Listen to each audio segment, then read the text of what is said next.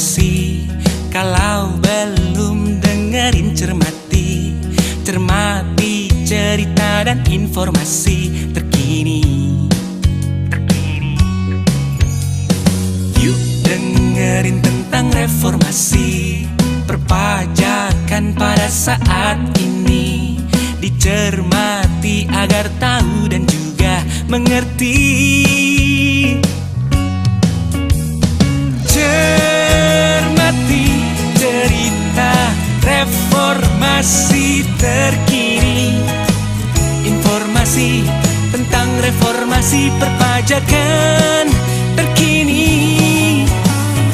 Cermati cerita reformasi terkini. Semuanya ada hanya dicermati.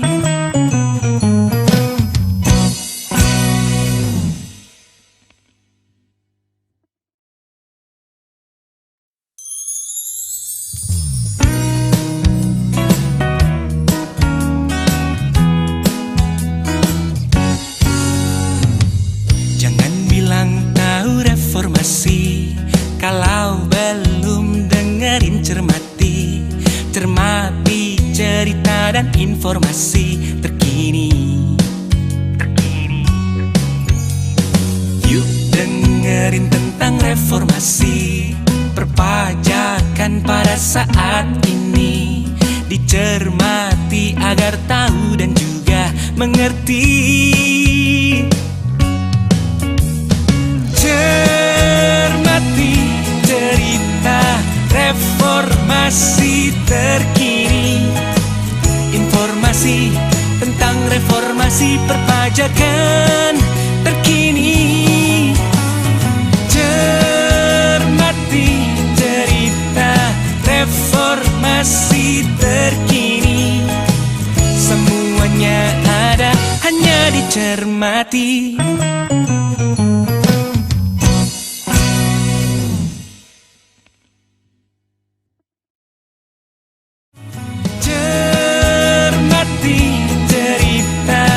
Reformasi terkini. Semuanya ada hanya dicermati.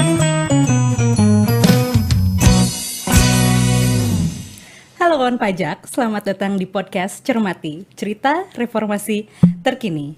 Hanya dicermati. Benar nggak kru kayak gitu? Keprok dulu dong. Kawan pajak, di podcast Cermati kita selalu membahas topik yang seru banget. Karena itu buat kawan pajak yang ketinggalan episode pertama dan kedua bisa langsung akses di YouTube Direktorat Jenderal Pajak. Karena di episode ketiga ini kita akan membahas topik yang nggak kalah seru, nggak kalah viral. Apakah itu? Kita akan lihat nanti bersama saya, Delviana Primasinta. Hanya dicermati. Kawan pajak, 19 Juli 2022. Penerapan penggunaan NIK sebagai NPWP telah diresmikan. Inovasi perubahan ini mendapat sambutan, namun tidak sedikit yang kebingungan. Tapi kawan pajak, nggak usah bingung lagi karena di studio 1 lantai 16 sudah hadir bersama kita staf ahli Menteri Keuangan bidang peraturan dan penegakan hukum Bapak Iwan Juniardi. Assalamualaikum warahmatullahi wabarakatuh. Halo Pak Iwan, apa kabar Pak? Halo Delvi, alhamdulillah baik. Alhamdulillah, semoga selalu sehat dan tetap semangat. Amin ya robbal alamin. Oh ya, amin. Berdoa dulu. Pak, kita mau ngobrolin kali ini tentang NIK yang menjadi NPWP nih Pak. Ya. Kan lagi seru banget nih dibahas di mana-mana ya Pak ya? Seru. Karena ini merupakan hal yang baru di Indonesia. Meskipun di berbagai negara, di beberapa negara berkembang kita tahu sudah diterapkan single identity number ya Pak. Ya. Nah, tapi sebelum kita ngobrol lebih jauh dulu, kita pengen tahu dulu nih Pak, ada cerita apa sih yang melatar belakangi penggunaan NIK sebagai NPWP ini? Oh gini, kan sebetulnya kalau bicara pajak ini kan masyarakat ini seolah-olah wah pajak ini susah, pajak ini ribet ditambah dengan administrasi gitu ya. Itu satu. Kedua juga kan data kita ini pajak ini kan self assessment ya. Self assessment itu berarti kalau kita selalu percaya bahwa wajib pajak benar kecuali kalau ada data meyakinkan bahwa wajib pajak salah. Nah, kombinasi ini sebetulnya yang melatar belakangi kenapa sih sebetulnya NIK dijadikan NPWP. Pertama ya tadi untuk masyarakat sendiri, kok mau bayar pajak aja kok ribet, harus punya NPWP dulu, harus administrasinya dulu kan gitu ya. Nah sehingga dengan adanya seperti itu ya otomatis oh iya ya kita persederhanakan saja ya. Bagaimana kalau seandainya apa yang sudah menjadi komitmen negara, komitmen bangsa yang punya NIK, udahlah itu jadi sarana administrasi. Karena kan NPWP itu kan pada dasarnya adalah sarana administrasi wajib pajak menjalankan hak dan kewajiban perpajakannya. Oke. Nah, itu jadi dari sisi administrasi kita coba mudahkan. Tidak ada lagi nanti dualisme, ini pajak, ini NIK, ini NPWP. Jadi udahlah pokoknya mah one for all for one. Jadi dari sisi administrasi itu lebih mudah. Pajak pun jadi tidak menakutkan NPWP. Karena apa? NIK itu dipakai di mana-mana. Jadi dengan punya NIK juga itu menjadi kepribadian bangsa. Ya, jadi selain mudah, bisa diterima di mana-mana, dan pasti juga aware. Karena NIK itu dipakai di mana-mana. Ya, udah murah, komplain cost rendah, NIK juga, NPWP jadi ikut-ikutan beken. Iya. Ya, bukan beken bekas kenek loh, beken, beken terkenal gitu ya. Nah, terus itu satu. Kemudian yang terkait dengan data tadi, dulu apa yang namanya data itu kan pajak itu kerjanya dengan data. Ada SPT, kemudian dikawinkan dengan data pihak ketiga, kita uji cocok apa enggak kan gitu ya. Dia patuh apa enggak gitu.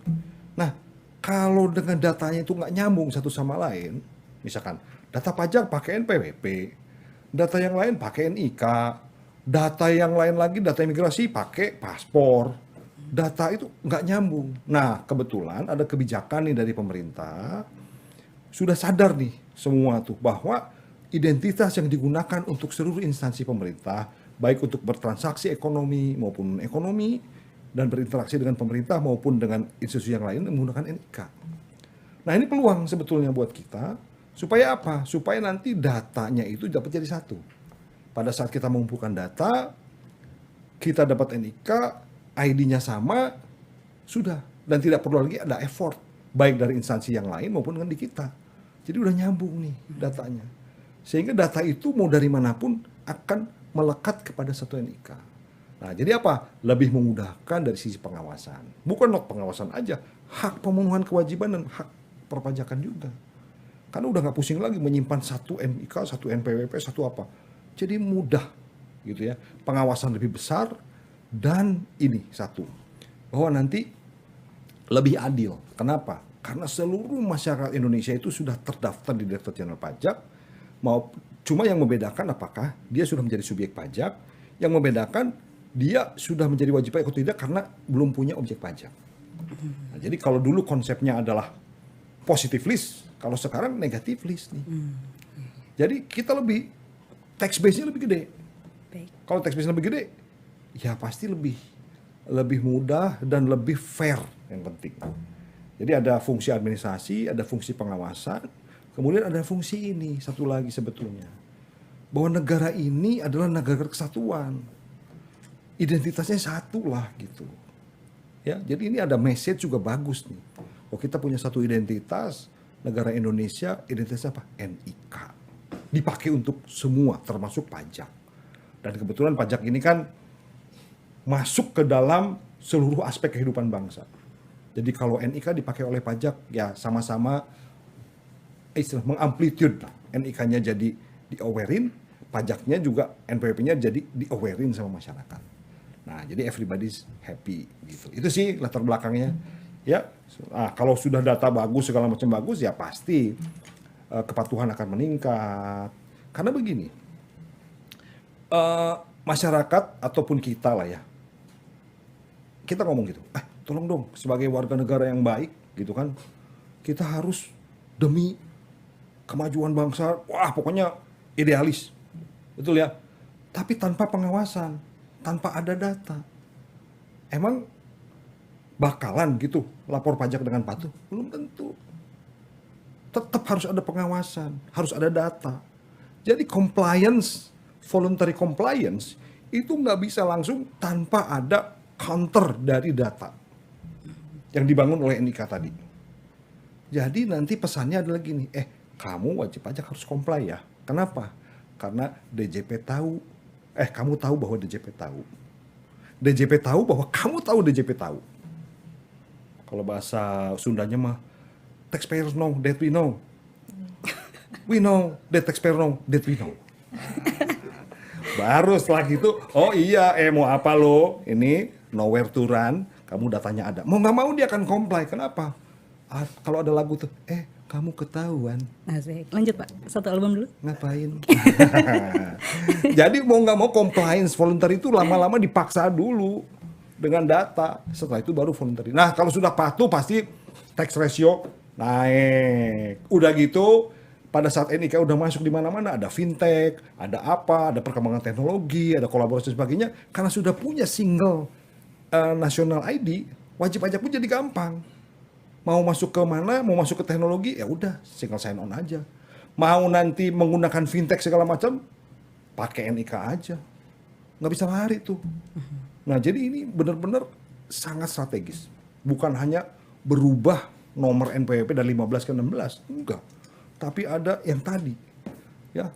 Nah mudah-mudahan sih ini adalah cikal bakal negara Indonesia satu, dan kepatuhan perpajakan bisa dicapai dengan voluntary walaupun dengan data. Nggak bisa lah pertama kali tanpa ada pengawasan, saya yakin. Nah pengawasan dengan data. Itu. Dan satu lagi arah reformasi ke depan itu, kalau saya boleh ngomong, kita ingin membangun namanya tax just happen. Tahu tax just? Bukan tax just happen ya. Tax just happen itu bahasa Sunda. Tax just happen itu apa? Bayar pajak itu ya gitu aja gitu. Streamline nih. Antar public service, itu udah bisa interoperability. Masyarakat itu udah dengan melakukan aktivitasnya sehari-hari, tiba-tiba sudah bisa melaporkan kewajibannya secara otomatis.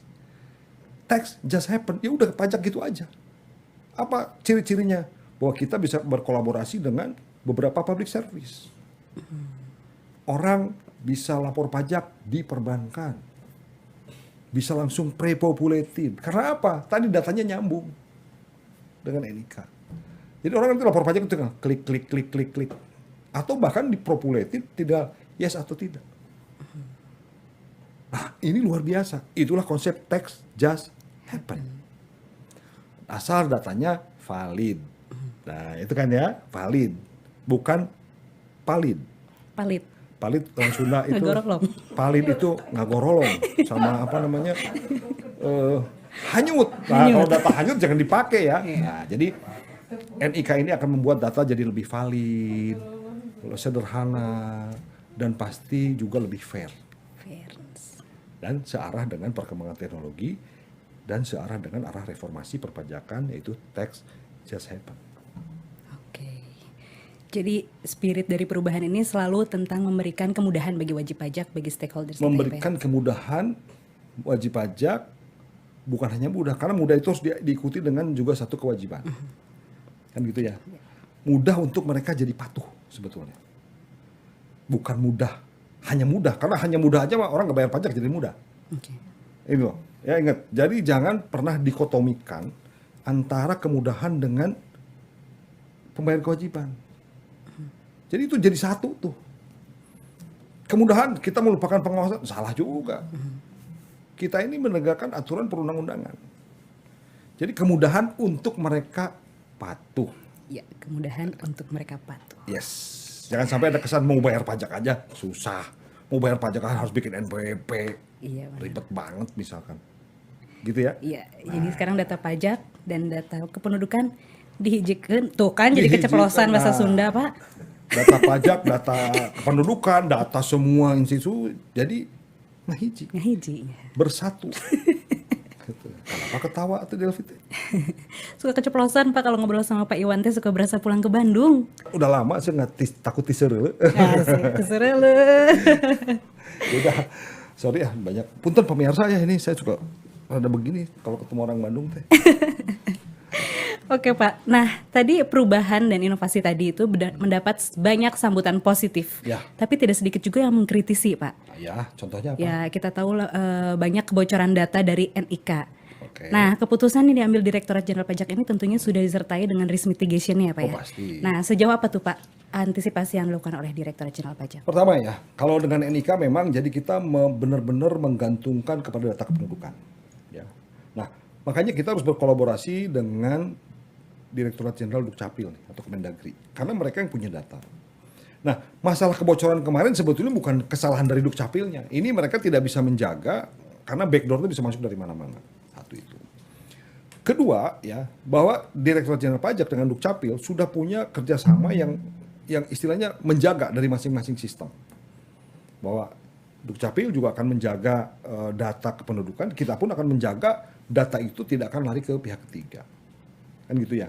Tentu saja komitmen itu bukan hanya saja lip service. Kalau kata Bu Ewi, bengkel bibir gitu, bukan.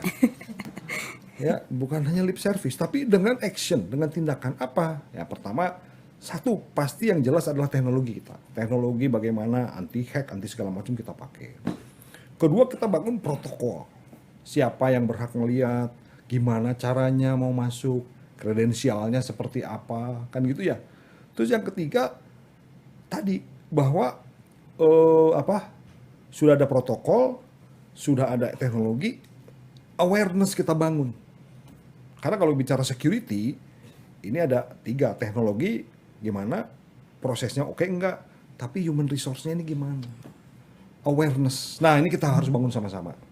Nah, ini kebetulan di Direktorat Jenderal Pajak sih alhamdulillah kalau masalah security sejak tahun 2017 ya, sejak EOI pertama 2018. Nah, kita sudah di-assess. Jadi kita kan sudah entitled nih untuk mendapatkan data-data AIOI. Nah, nggak mudah tuh dapat itu karena di-assess sama OECD bahwa kalau sistem IT kita dari secara security lemah itu nggak dikasih. Nah, sejak 2017-2018 kita sudah dilakukan assessment sama OECD dan sudah disertifikasi melalui ISO 27001 tiap 2 tahun sekali. Nah, insya Allah ini dan alhamdulillah sampai sekarang kan IOI masuk kan ke kita. Artinya apa? Kita sudah dipercaya oleh dunia internasional bahwa sistem Direktorat Jenderal Pajak itu sistem yang secure. Walaupun kita upgrade terus nih. Nah, satu lagi sebetulnya saya ingin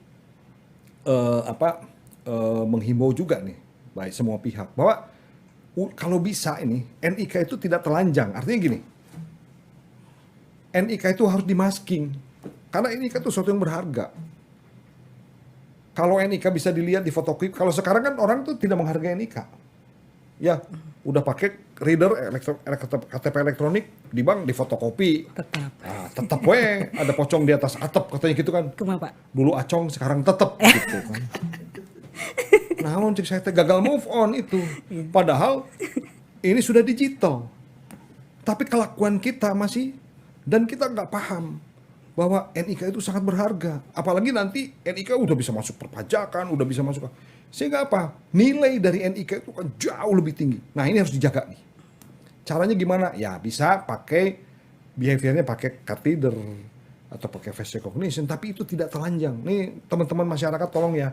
NIK itu salah satu nanti kalau data Indonesia udah makin bagus, NIK itu akan menjadi common ID. Ini bahaya. Teman-teman tolong para pemirsa jangan sekali men-share NIK. Nah, saya juga ingin secara teknologi harusnya NIK itu di-masking dengan misalkan nomor kartu, kan gitu ya? Atau alamat email, atau dengan muka, wajah. Disebut dengan biometrik. Dilengkapi dengan itu supaya pada saat dipakai tidak bisa langsung digunakan untuk jual-perjualbelikan. Ini kan bahaya. Nah, ini akan coba kita tingkatkan terus lah berbarengan dengan Dukcapil. Bahkan setahu saya dari Dukcapil sedang mengembangkan digital ID based on NIK. Nah, di dalam mobile banking. Nah, ini luar biasa. Ya. Nah, jadi proses itu yang harus kita jalanin. Dan insya Allah kalau di sisi DJP dan mudah-mudahan juga dari sisi Dukcapil sudah punya kesepakatan bahwa kita akan jaga ini barang hebat gitu NIK ini. Ya, ibaratnya mah naon tah berlian gitu. Nice. Ya, berlian harus kita jaga jangan sampai pecah gitu. Pantun dulu tuh Pak NIK Pak. Oh, NIK pantun dulu ya. Kayak oh iya. Saya tuh dulu pacar saya namanya DP. Tapi saya nikahnya sama Ika. Bu Ika. Bu Ika. Nah, kalau dulu namanya NPWP, nah kalau sekarang mah NPWP itu jadi NIK, cakep. Punten neng DP serang neng IK punten. Dicandak-candak namina lah. Oke. Tadi Bapak sebut-sebut ada Dukcapil nih Pak, seru banget. Tapi sebelum kita lanjut lagi keseruan obrolan Oke, kita, oke, siap. kita saksikan dulu video yang berikut ini.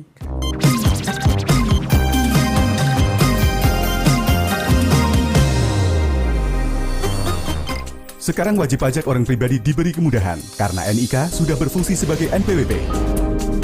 Jadi, aku harus bayar pajak juga. Belum dong.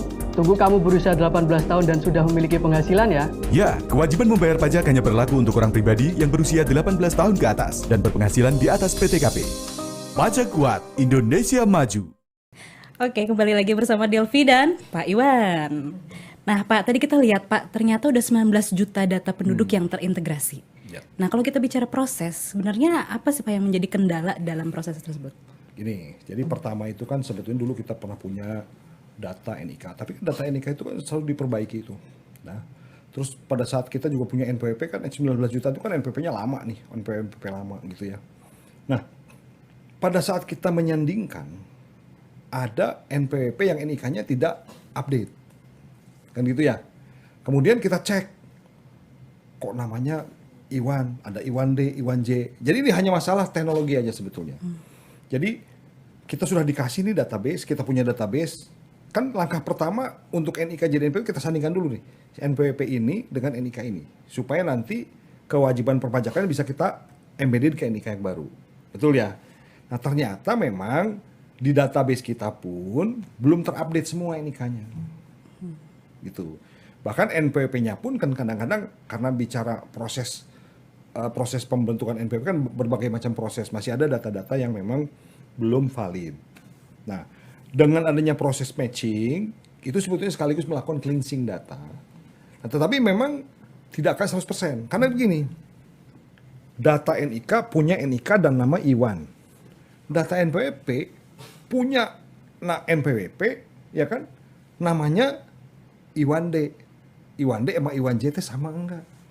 Kemudian alamat di kita dengan alamat di NIK beda. Nah, secara teknologi proses matchingnya itu kita bisa mau 100% akurat, mau 90%, mau 80%, 70%. Nah ini prosesnya dijalankan terus.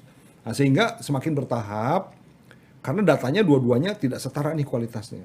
Dan gini, Indonesia itu masih belum punya, termasuk kita, standarisasi membuat nama. Standarisasi membuat alamat. Ada yang nulis jalan, gitulah proses registrasi kita kan. Ada yang JL. Nah kalau di luar negeri kan gampang, nickname dulu gitu ya. Betul ya? Betul. Last name baru name. Surname. Nah di kita kan mau ada last name, surname, ada last name, ada surip. Kan kacau gitu kan. Beda. Ada yang surname dulu, ada last name dulu. Iya. Sudah last name, last game. Lah. Kan kacau gitu kan. Benar. Nah ini, jadi memang kualitas data kita dibangun dari dulu lah. Istilahnya kultur yang memang belum terstandar. Tapi insya Allah dengan adanya pelan-pelan kerjasama kita dengan Dukcapil, ini akan terus diperbaharui dan bahkan di sistem registrasi kita di DJP Online, kalau memang nanti NIK-nya berbeda yang ada di database kita, wajib pajak sudah bisa langsung melakukan update sendiri NIK-nya. Oh. Ya, jadi nih teman-teman, sekarang DJP Online sudah bisa melakukan NIK. Jadi masukin NIK bisa langsung masuk. Kalau dulu kan NPWP. Yeah. Nah kalau ternyata NIK-nya belum bisa terbaca, masuk dulu pakai NPWP. Nanti masuk ada di registrasi, di update NIK, masukin NIK. Kalau ada data validasinya dari Dukcapil valid, itu keluar lagi langsung bisa menggunakan NIK sebagai login. Nah, gitu ya. Kalau nggak salah kita udah bikin lah. Pak Dirjen juga sudah istilahnya mensiarkan itu. Ya. Nah, jadi proses yang namanya data matching is not big deal. Itu hanya data biasa dan itu adalah proses yang biasa sampai nanti lama-lama data itu akan bagus dengan sendirinya. Gitu. Jadi usahanya adalah kita lakukan sosialisasi, kita lakukan cleansing data terus-menerus dan kita lakukan juga auto registrasi dari wajib pajak. Begitu. Keren.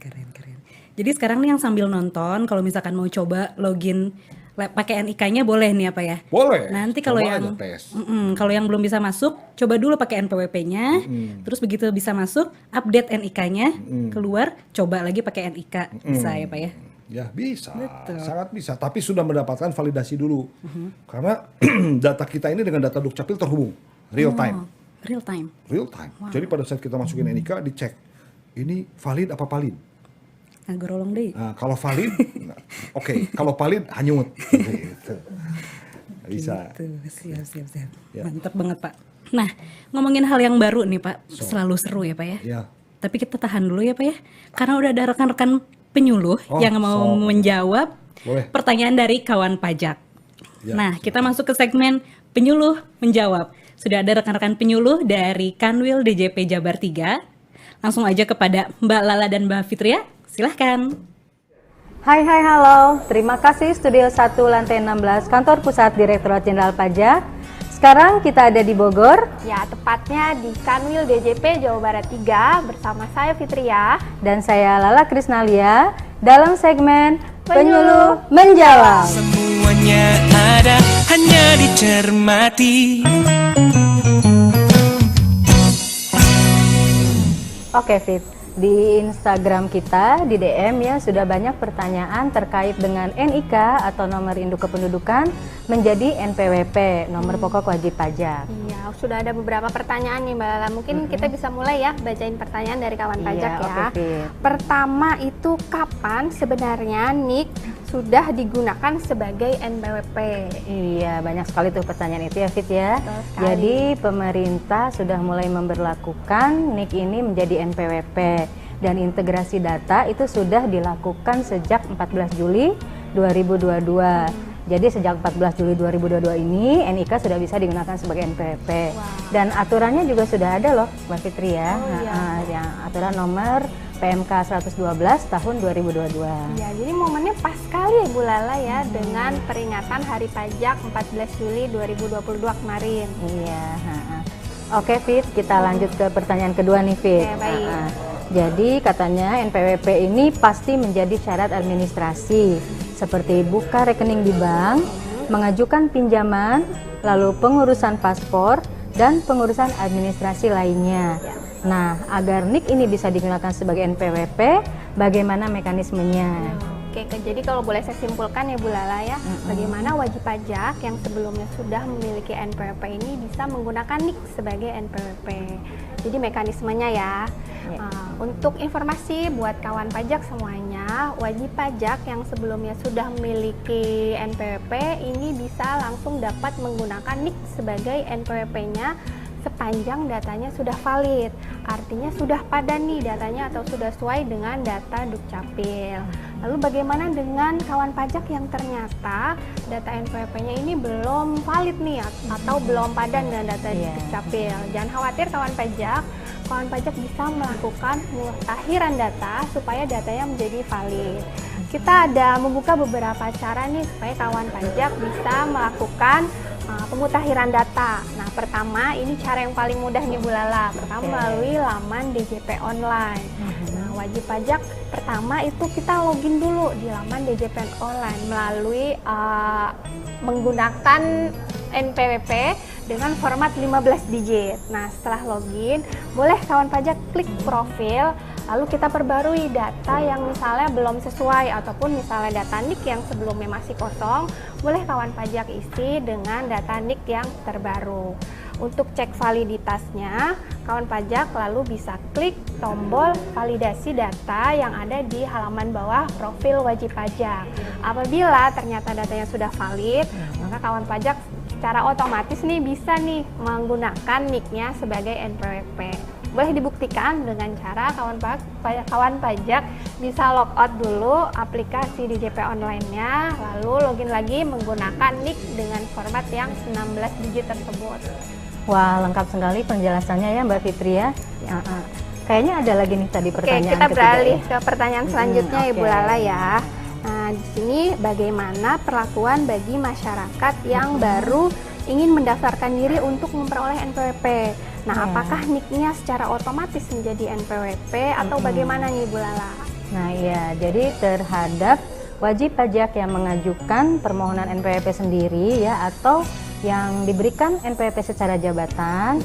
Ini catat tanggalnya nih Fit. Iya. Jadi sampai dengan tanggal 31 Desember 2023 Direktorat Jenderal Pajak itu yang pertama melakukan aktivasi NIK ya, nomor induk kependudukan, dan juga memberikan NPWP yang 15 digit. Oh, jadi NPWP tetap yang masih dapat lama. ya, dapat NPWP Iya. 15 digit ya.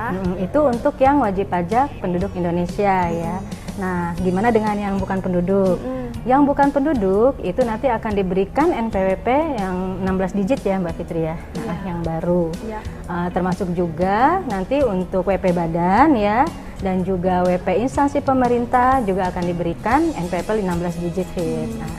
Terus ada satu lagi Fit, NPWP cabang nih Ya, kita belum bahas betul, ya. betul. Nah untuk NPWP cabang itu nanti akan diberikan juga NPWP yang 15 digit dan nomor induk apa tadi? Tempat kegiatan usaha NITKU ya Mbak? NITKU ya. Oh, jadi begitu ya Mbak. Batas waktunya sampai 31 Desember 2023 ya. Iya. Terus ada pertanyaan lagi nih Fit, ya. Oke, Kayaknya Mbak. ini pertanyaan terakhir nih Oke. ya. Misalnya ada kendala dalam penggunaan NPWP 16 digit. Nah, bagaimana caranya agar wajib pajak tetap dapat memenuhi kewajiban perpajakan dan juga pengurusan administrasi ke pihak lain? Oke Mbak Lala, nah DJP ini juga memberikan kemudahan nih kepada kawan pajak selama masa transisi peralihan penggunaan NIK menjadi NPWP ya. Jadi sampai dengan tanggal 31 Desember 2023, kawan pajak apabila ingin peroleh layanan administrasi perpajakan yang disediakan oleh DJP ataupun oleh pihak lain yang belum bisa menggunakan NPWP format terbaru yang 16 digit, kawan pajak bisa loh menggunakan NPWP format yang lama yang 15 digit. Nah, gitu itu ya. batas waktunya tadi ya, sampai 31 Desember 2023. 23 ya? 23 Mbak Lala, iya. Nantinya setelah mulai 1 Januari 2024, wajib pajak ini harus menggunakan NIK sebagai NPWP dan juga NPWP format 16 digit untuk melaksanakan kewajiban perpajakan ataupun pemenuhan haknya. Jadi gitu Bu Lala. Oke, iya. Seru sekali ya perbincangan kita di segmen penyuluh menjawab ini. Iya. Terutama tentang NIK menjadi NPWP nih yang lagi viral sekarang ya, karena memang baru diumumkan dan aturannya juga baru diterbitkan seperti itu. Baik Mbak Fitri, kita akhiri segmen penyuluh menjawab ini. Kita kembalikan ke Studio 1 Kantor Pusat Direktorat Jenderal Pajak. Silakan Mbak. Semuanya ada, hanya dicermati. Ya, terima kasih Mbak Lala dan Mbak Fitri ya. Kita kembali lagi ke Studio 1 lantai 16 Kantor Pusat Direktorat Jenderal Pajak. Nah, Pak, jadi bingung Pak mau nanya apa, udah semua dijelasin. Ya nggak apa-apa tuh, cari aja kalau belum dijelasin. Cari yang nggak jelas juga nggak apa-apa. Nggak jelas aja ya Pak. Biar nggak jelas. Ya terus gimana? Jadi kalau kita bicara tadi udah proses, udah latar belakang udah. Sekarang kita ngomongin masa depan Pak. Masa depan, oke. Sebenarnya kalau dari proses inovasi dan transformasi kita, reformasi kita yang terus menerus, overview pelayanan pajak di masa depan itu gambarannya seperti apa sih Pak? Oke, gini, pajak itu kan prinsipnya bukan hanya bicara kemudahan, tetapi bicara CRM, compliant base, risk base. Makanya nanti ke depan itu semua administrasi perpajakan akan di-lead yang namanya CRM, Compliant Risk Management. Nah, Compliant Risk Management itu akan memetakan wajib pajak mana yang kita berikan kemudahan karena dia comply, atau kita touch dengan sedikit sentuhan, dengan banyak sentuhan, atau dengan kekerasan. Kekerasan dalam arti kata audit lah ya, comprehensive audit. Nah, nanti sistem itu kan bisa melakukan lead seperti itu. Nah, walaupun untuk pelayanan standar, kita akan bangun konsep yang namanya tax just happen. Jadi, bagaimana yang tadi saya ceritakan tax just happen itu adalah bagaimana kita membantu wajib pajak, terutama yang beginner atau yang patuh, itu masuk ke dalam sistem perpajakan secara mudah dengan cost of compliance yang sangat mudah. Contoh misalkan, Jadi kalau CRM itu akan menggabungkan CIP, Compliance Improvement Plan, gitu ya. Nah, dari situ ada yang namanya, kalau yang WP patuh, itu misalkan restitusi. Restitusi itu karena datanya sudah lengkap, kredensialnya sudah lengkap, kemudian juga dia sudah terhubung dengan kita, misalkan host to host, disepakati dan sebagainya. Udahlah, misalkan restitusi kita kasih aja. Kan gitu ya, itu satu. Berarti kemudahan pelayanan. Kemudian kita membangun yang namanya multi channel. Layanan perpajakan itu bukan hanya bisa diakses dari situs DJP, tapi juga bisa diakses dari situs institusi lainnya. Karena apa? Kita bisa berkolaborasi. Contohnya, situs kita bisa diakses oleh perbankan. Orang yang sudah tahu perbankan, yang biasa dengan perbankan, dia akan melihat website perbankan itu lebih enak dipandang. Nah, kita titip di situ. Sehingga wajib pajak itu bisa bekerja secara konvergen. Apa tuh konvergen? Contohnya gini lah. Dulu itu, kalau kita motret, kalau kita handphone sama kita scan harus bawa 3 biji. Bicara foto, bawa kamera, bawa handphone, bawa scanner. Sekarang itu bisa dilakukan di dalam satu telepon. Demikian pula layanan pajak. Baik untuk masyarakat maupun untuk pribadi. Jadi nanti masyarakat itu bisa melihat, misalkan di dalam situs perpajakan namanya taxpayer account, apa yang diketahui oleh pajak tentang dia. Itu satu, dia bisa lihat. Kemudian services, dia bisa dapat di mana saja. Ya kan, bisa di mobile, omnichannel, bisa di sana, bahkan kemungkinan bisa di pihak-pihak ketiga. Karena kita bangun sistem perpajak itu secara open. Nah, di situ kok jadi hebat? Nah, digital transformation itu cirinya adalah bagaimana sistem itu berkolaborasi dengan sistem yang lain. Dan demikian pula sistem pajak nanti ke depan. Jadi dalam sistem Kortek yang baru itu nanti sistem kita terbuka, bisa berkolaborasi, servis kita bisa kita titipkan di pihak ketiga. Nah, selain itu, kemampuan analytics dari sistem kita itu bisa mendrive ke arah customisasi layanan. Sehingga nanti layanan kepada wajib pajak itu akan lebih personal. Ya, kayak kalau di banking itu ada yang namanya prioritas bank.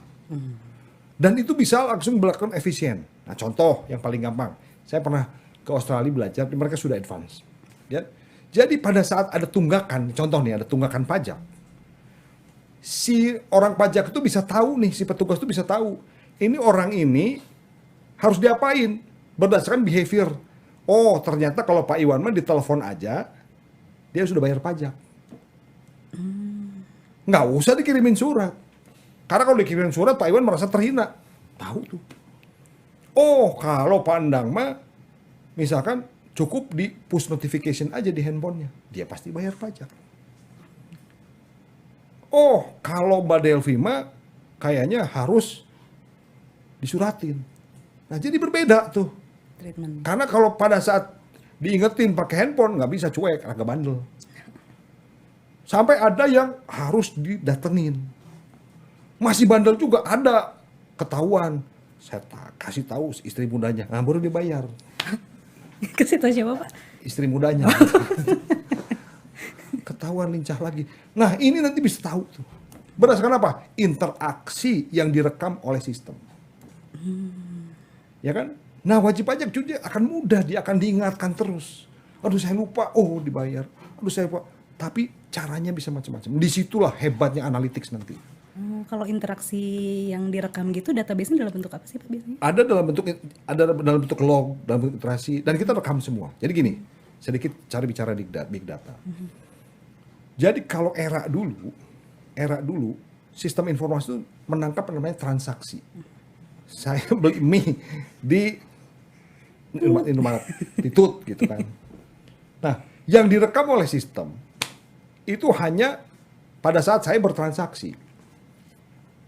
Nah, di dalam big data, yang direkam itu interaksi. Mulai saya bangun, kenapa saya bisa membeli mie kok di situ? Nah, sehingga apa? Sehingga sistem tuh bisa memprediksi, oh Pak Iwan ternyata sebelum belanja mie itu, apa yang dia lihat? Oh Pak Iwan tuh hobinya buka handphone, Instagram. Yang dia lihat iklan mie terus. Setelah itu dicatat sama sistem, oh mie. Bangun tidur, ada iklan di TV, seret, mie lagi. Ya kan? Terus Pak Iwan tuh di rumahnya tuh banyak itu. Setiap buka pintu rumah makan ada yang namanya Indomaret misalkan ya, cap-cap itu.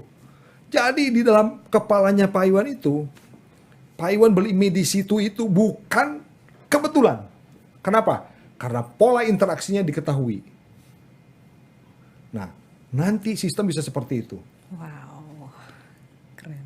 Ya, saya selalu buka situs pajak, ternyata PPN terus karena saya bermasalah di PPN. Nanti pada saat kita bisa tapi ini fitur advance-nya ya. Fitur nanti mungkin belum ke sana, tapi ini bisa kemampuannya. Saya peraturan perpajakan. Tiba-tiba kalau ada PPN, saya selalu buka PPN. Saya langsung di push notification, Pak ada peraturan PPN. Kenapa? Karena dari behavior saya, interaksi saya, itu PPN terus. Itu hebatnya nanti sih. Dan itu bisa kita lakukan. Ya. Apakah nanti Cortex belum? Cortex yang baru jadi belum, masih basicnya saja. Tetapi bisa dikembangkan ke arah sana. Karena di situ bukan butuh, kalau teknologi sih gampang. Tetapi kan butuh yang namanya orang. Butuh adanya pelatih. Jadi mesin learning itu bodoh lah sebetulnya mah. Tergantung bagaimana manusianya. Nah makanya nanti di Cortex yang baru, sumber daya manusia ini akan menjadi peranan yang sangat penting. Kenapa? Ibaratnya mobil Ferrari, kalau supirnya supir angkot, tabrakan Ferrari. Harus supir Ferrari gitu. Nah apakah kita langsung punya supir Ferrari? Enggak bisa, harus kita bangun. Sehingga apa? Nanti sistem ke depan itu memimpin, mengarahkan semua sumber daya DJP, termasuk manajemen sumber daya manusia, ke arah yang dibutuhkan. Teknologi full di situ. Sehingga apa? Wajib pajak itu merasa dikustomisasi. Dia tahu yang dimauin. Kita tahu yang dimauin dia. Berdasarkan behavior. Yang Badung. Ya di touch agak keras. Supaya apa? Supaya dia, oh iya patuh. Itu satu. Kemudian pelaporan. Pelaporan itu masuk ke dalam taxpayer account. Semua data masuk taxpayer account. Dan itu akan automated pre-populated. Jadi wajib pajak udah nggak pusing-pusing lagi nih. Di push, lapor SPT sudah terisi fieldnya. Ya kan? Nanti tinggal dia setuju, enggak. Sekarang itu juga udah mulai gitu kan, Pak? Sudah mulai. Tapi kan datanya belum banyak. Oh iya. Betul ya? Iya. Dengan ibu pot. Nah, nanti lebih bagus lagi. Bayangkan saya nanti kalau dia belanja mobil, set bayar tiba-tiba dari pajak. Selamat, terima kasih Anda sudah ini, jangan lupa bayar pajak nanti ya. Wah, kan keren banget. Jadi kayak ada CCTV gaib gitu di masyarakat itu. Iya. Ah, itu impian saya ke depan tuh. Mantap. Bisa. Gak ada yang bisa. Saya udah melihat tuh yang di Australia itu. Bagaimana, Pak ini kenapa? Ini mah telepon aja. Kenapa? Kalau disuratin semua, sayang. Kita kan greening the tax system katanya. Kalau kita banyak kertas, wah malah jadi pencemaran lingkungan. Banyak. Nah dengan begitu, dengan telepon, dengan apa, kita juga ikut istilahnya ke dunia yang lebih hijau. Makanya mereka menyebutnya greening the tax system. Nah kita sudah mulai nih. Dengan pajak karbon, kan itu ya. Dengan e-filing, ya kita juga berpihak tuh ke situ. Jadi selain kita juga memudahkan, kemudian pengawasan juga lebih lengkap, kita pun ikut dalam program dunia yang namanya greening the tax system. Bagaimana kita mendukung program dunia untuk menjadikan dunia ini menjadi hijau. Konservasi alam dan sebagainya. Nah, kita menjadi bagian di situ. Jadi udahlah, insya Allah. Kemudian refund juga otomatis. Kan gitu. Gak usah lagi pusing-pusing sekarang. Kenapa? Karena datanya itu ada semua. Otomasi semua. Lebih banyak diotomasi. Minta pengurangan PPh pasal 25 yang dulu mah mungkin harus dilihat AER. Sekarang semuanya diotomasi. Gitu. Nah, kalau semua diotomasi, Pak, jadi karyawan pajak bisa berkurang loh. Enggak. Kenapa? Untuk membangun otomasi, untuk mengeksplor lebih jauh, untuk memprediksi behavior wajib pajak, butuh orang-orang berkualitas. Jadi akan shifting nih orang pajak ini yang tadinya heavy di administrasi menjadi heavy di analytics dan di core. Untungnya buat apa? Buat DJP pasti tax compliance akan tinggi, tax ratio akan naik karena DJP dipenuhi dengan orang-orang yang punya high skill. Tapi untuk orang DJP juga enak karena dengan kompetensi yang seperti itu, tukinnya akan naik juga. Asik, penting itu. Nah, jadi sekarang itu sangat menjanjikan. Makanya orang yang resist to change itu karena tidak tahu apa yang akan terjadi di masa depan. Makanya ikutlah sering-sering. Kenapa sih modernisasi? Kenapa? Why-nya kenapa? Supaya apa? Supaya kita ikut bareng-bareng dan benefitnya pasti ada. Ya, nah memang yang sulit itu kan berubah. Nah, tapi saya yakin kalau kita paham seperti itu, teknologi akan ke depan. Seperti apa? Ayo kita berlomba-lomba untuk melakukan mengupgrade diri kita. Kalau kita tidak mengupgrade, pasti kita ditinggalkan. Jangan pernah menjadi orang yang dikasihani, ya kan? Jangan pernah kita punya masalah atau kita punya masalah itu kita berpikir sebagai victim. Jangan. Tapi kita harus menjadi orang yang survival. Apa? Kalau kita dengan modernisasi menjadi victim, kita akan menyalahkan modernisasi, kita akan menyalahkan pimpinan. Tapi kita lihat, kita ini adalah survivor. Kalau ada yang salah dengan saya, siapa? Saya harus upgrade diri saya sendiri. Ini saya teman-teman ya, DJP sedang reformasi perpajakan, ya dengan NIK, dengan segala macam. Ini benefitnya ambil. Caranya gimana? Cara ngambil benefit? Persiapkan diri kita sebaik mungkin.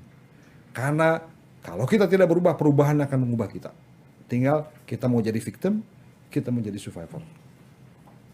Itu sih. Kenapa melongnya begitu?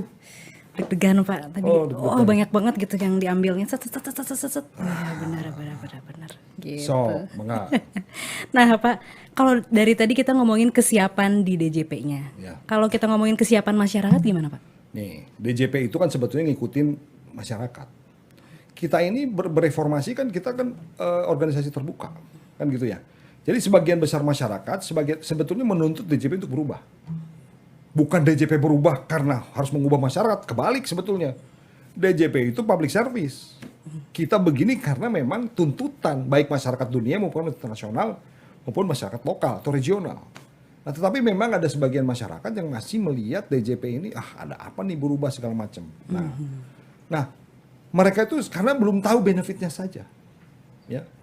Memang ya harusnya ini saya di pendapat pribadi bukan pendapat ini, bahwa orang bayar pajak itu seperti kita nih. Kalau Mbak Delvi ya dimintain duit sama preman, ikhlas nggak? Ikhlas Pak. Sama preman? Oh, ini berarti istrinya preman. Ikhlas Pak, kenapa? Karena saya istri preman gitu ya. Betul. Nama suami saya preman gitu, itu bukan. Nggak Sama apa, preman, nggak nggak ikhlas, ikhlas. iya. Kenapa?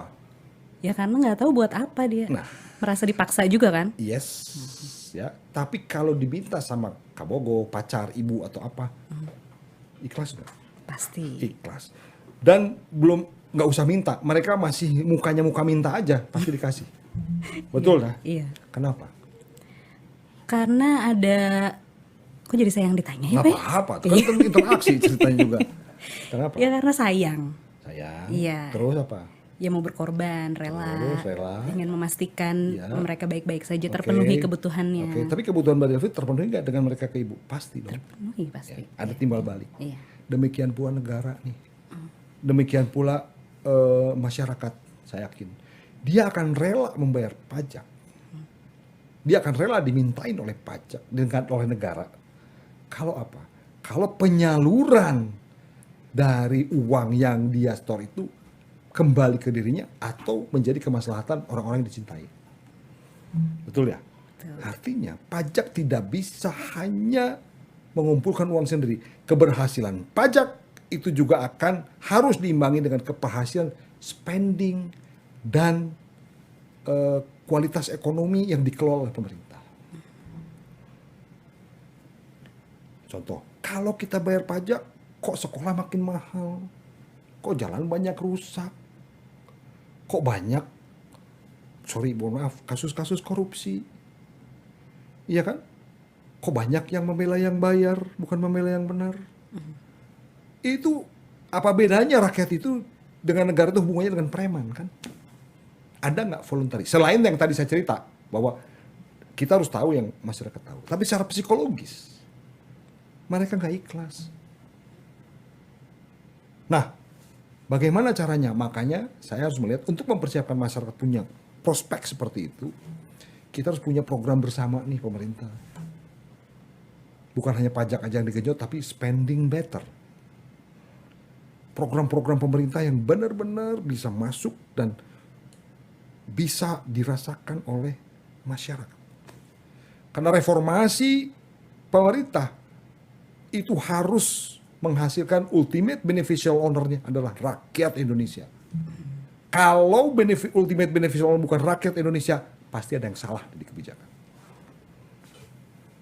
Nah, sehingga apa? Nah, pembelajaran kepada masyarakat. Nah, masyarakat dipersiapkan oleh kita, diberikan tontonan-tontonan atau kalimat-kalimat dari pemerintah yang menyatakan bahwa memang kita ini kekasih Anda. Anda itu, kita tuh bukan preman. Anda punya orang yang kasih. Kenapa? Karena saya itu adalah Ibu Pertiwi. Nah, perlakuan Ibu Pertiwi pada anak Pertiwi ya harus baik. Walaupun namanya ibu itu harus ngawasin anaknya tadi. Namanya anak ada yang nakal. Ya, itu satu. Sehingga apa? Persepsi masyarakat akan berubah. Dari yang tadinya terpaksa menjadi cinta. Walaupun asalnya sih dipaksa. Tapi setelah dipaksa, bener juga ya. Anak saya sekolah kok jadi tambah murah. Kan gitu ya? Oh, kok jalan-jalan bagus. Saya rumah juga kebeli. Kesehatan, bagus banget nih BPJS. Saya sakit tinggal masuk rumah sakit aja. Gak usah berantem dulu. Betul nggak? Betul. Nah, kalau rakyat sudah bisa seperti itu, saya yakin masyarakat siapapun akan terima. Nah, sehingga apa? Makanya itu yang harus diberikan pembelajaran kepada masyarakat. Dipertontonkan, dipercontohkan. Terutama oleh para pejabat nih. Gak bisa DJP ngumpulin duit sendiri, percaya deh. Gak bisa. Karena bicara image, bicara kepatuhan, itu bicara image seluruh, bicara negara. Makanya dengan NIK ini, harapannya nanti kita juga bisa berkontribusi di misalkan penyaluran subsidi, misalkan orang yang di bawah PTKP itu bisa langsung refund saja ini ke depan kan itu ya.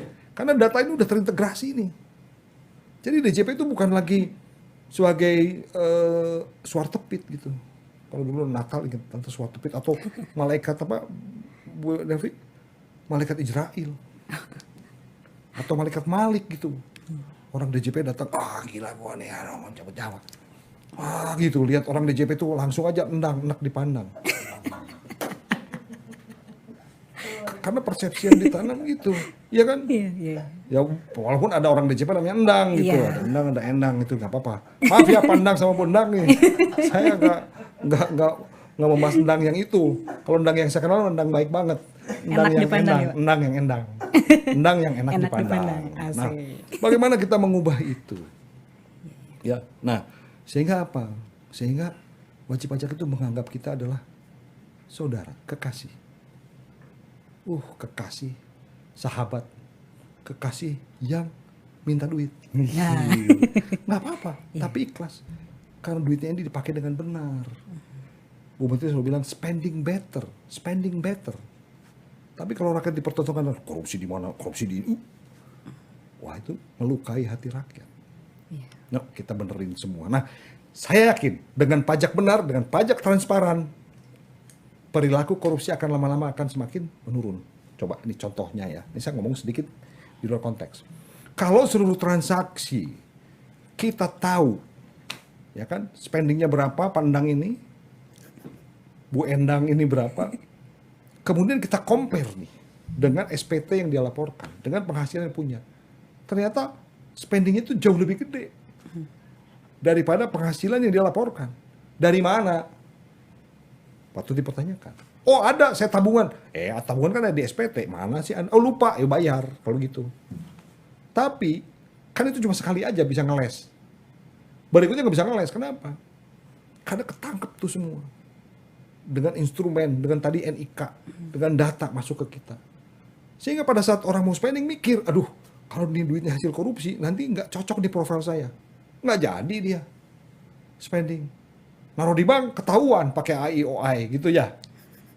Mau naruh di bank Swiss ngirim juga ke kita. Di Singapura ngirim juga. Akhirnya ditaruh di bantal. Ditaruh di bantal, mau di spending, ketahuan sama orang pajak. Akhirnya apa? Uang itu hanya nilai nominal. Nilai realnya udah nggak ada lagi. Buat apa saya punya duit, dibelanjain nggak bisa, disimpan nggak bisa. Diwariskan kena. Akhirnya apa? Niat untuk mengumpulkan uang sebanyak-banyaknya akan nggak ada. Paham ya? Iya. Nah, makanya dengan NIK ini juga kita ikut membantu pemerintah untuk mencegah korupsi. Mencegah atau menurunkan tingkat korupsi. Supaya apa? Supaya nanti rakyat dipertontonkan dengan hal-hal yang baik. Sehingga masyarakat juga punya kesadaran, oh bagus nih. Alhamdulillah, saya juga ikhlas lah bayar pajak. Kenapa? Lah, anak saya bisa sekolah murah. Gitu ya. Kalau saya tua nanti, saya juga dipelihara sama pemerintah. Nggak worry lagi. Jadi dengan inovasi ini sebenarnya efeknya kemana-mana banget ya Pak ya, menjalar ke setiap aspek ya Pak ya. Betul. Nah, tadi kita udah cerita banyak tentang latar belakang, proses dan progres, juga tentang layanan perpajakan di masa depan. Tidak ketinggalan, tadi kita cerita banyak tentang manfaat NIK menjadi NPWP. Nah, sebagai closing statement nih Pak, boleh Bapak ceritakan Pak tentang harapan Bapak terkait kesadaran kewajiban perpajakan masyarakat agar terus meningkat. Gini. Jadi kalau kita bicara kepatuhan, untuk meningkatkan kepatuhan kan pasti kan ya, tax ratio. Jadi kalau kepatuhan tuh pernah belajar ini nggak? Pernah belajar marketing mix. Marketing mix itu kan adalah 4P. Product, place, price, sama promotion. Nah, saya punya rumus juga nih untuk kepatuhan mix, compliance mix namanya. Jadi ada service excellence, ada assurance, ada law enforcement. Nah, kita lihat di mana NIK itu kepada compliance mix tadi. Untuk sisi services, udah pasti dengan adanya NIK, masyarakat tidak akan terbebani dengan beban administrasi yang cukup besar. Ya kan, harus daftar NPWP, berbeda antara NIK NPWP dengan layanan-layanan publik yang lain. Itu udah jauh satu. Kemudian yang kedua, DJP portalnya itu menjadi public service yang lain. Mudah melakukan akses. Bisa diakses dari portal manapun. Karena apa? Kredensialnya satu, NIK tadi. Kemudian dari sisi assurance yang tadi saya cerita, pasti masyarakat dengan service itu akan mudah. Ada customisasi service, ya kan gitu ya. Ada prediksi servisnya sesuai dengan selera masyarakat. Yang kedua, kalau dari sisi assurance pengawasan, dengan adanya data tadi saling terhubung, gitu kan ya, masyarakat juga istilahnya data itu bisa menceritakan tentang kegiatan ekonomi masyarakat. Sehingga masyarakat yang akan lupa kewajiban perpajakannya akan diingatkan oleh sistem perpajakan. Bapak, kenapa SPT Anda segini? Karena menurut data kami itu sekian. Kan gitu ya. Sehingga apa? Masyarakat itu menjadi comply itu karena dia kamu ketahuan. Betul ya? Otomatis di situ masyarakat juga akan merasa terawasi pakai CCTV gaib. Itu data tadi. Kalau sudah servis bagus, assurance bagus, mau kemana? Tapi masih ada yang bandel. Nah, yang bandel ini kita kasih contoh. Makanya penegakan hukum penting untuk deterrent effect. Makanya penegakan hukum itu sebetulnya untuk membuat efek jerak. Walaupun efek jerak itu pakai ultimum remedium di Undang-Undang HPP. Jadi dia bisa tidak dilakukan ini asal dia membayar lebih tinggi. Tapi kan ujung-ujungnya dia jerak. Gara-gara gini kok gue jadi bayar pajak lebih tinggi. Karena gini, kalau tidak kita contohkan yang bandel itu kita lakukan penegakan hukum, dia adalah penyakit namanya manusia atau orang ya pasti smos. Atau smos. Susah melihat orang senang. Atau senang melihat orang susah. Itu penyakit hati dan ada di setiap manusia. Nggak bisa dihilangin itu mah. Kok saya udah patuh, kok diperiksa terus, kok gini, kok tetangga saya yang nggak patuh nggak diapa-apain. Nah, sehingga dengan NIK kita bisa tahu nih mana yang si bandel atau mana yang sudah comply. Nah, kalau 3 ini kita mainkan dengan baik, services, kemudian assurance dan law enforcement, kalau saya bilang itu sale. Jadi kalau istilahnya, kalau itu kan 4P marketing, kalau compliance bayangkan saya itu sale namanya, services, assurance, law enforcement, sale. Nah itu akan harmonis nih. Nah sehingga saya berpesan nih kepada wajib pajak. Kan tadi closing statement. Nah, hai para wajib pajak masyarakat gitu kan ya. Kita ini bangsa Indonesia ya. Dan kalau kita cinta Indonesia, kita bayar pajak. Karena pajak itu adalah salah satu non-military defense. Jadi kalau wajib pajak, masyarakat yang membayar pajak itu ikut dalam mempertahankan negara. Ya, itu satu. Syukurlah Anda kalau memang sudah punya niat begitu, itu alhamdulillah Anda sudah sadar. Tetapi Anda yang belum sadar, tolong ya, sekarang Direktorat Jenderal Pajak sudah bergabung dengan servis yang lain, NIK menjadi NPWP, data akan kita kumpulkan, dan you are nowhere to run. Jadi baik-baiklah lapor SPT, baik-baiklah bayar pajak. Kami dari Direktorat Pajak komit untuk memberikan yang terbaik buat masyarakat, baik dari sisi layanan, pengawasan maupun treatment atau law enforcement yang jauh lebih adil dan lebih terbuka. Assalamualaikum.